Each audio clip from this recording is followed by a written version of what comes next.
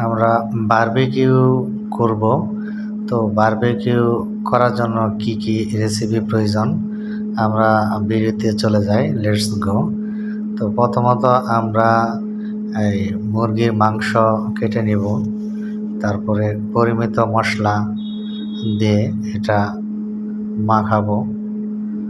তো বারবিকিউ করার আগে অবশ্যই মাছ বা মাংস বা বিফ যেটা দিয়ে আপনারা করেন না কেন সেটা সুন্দরভাবে কেটে মশলা দেওয়ার আগে অবশ্যই ভিনেগার দিয়ে পরিষ্কার করে নেবেন।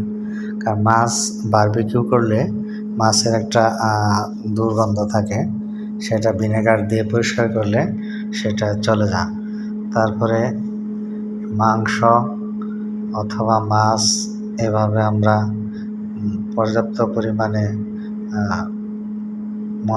পরিমিত মশলা দিয়ে মেখে কিছুক্ষণ আমরা ম্যারিনেটে রেখে দেব।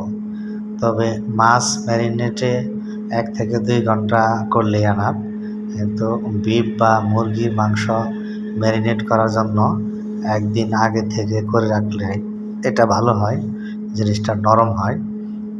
তো এভাবে আমরা একটি চুলাতে শিক বসাবো, বসিয়ে তারপরে কয়লার আগুন জ্বালাবো পরিমিতভাবে, এবং সরিষার তেল উপরে এই লোহার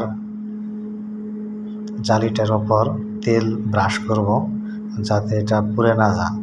এবং কিছু রসুন নেব, রসুনেও তেল মাখিয়ে মশলা মাখিয়ে এর সাথে বারবিকিউ করব। তো বারবিকিউ করার সময় অবশ্যই লক্ষ্য রাখতে হবে এই চুলাতে অবশ্যই মিটি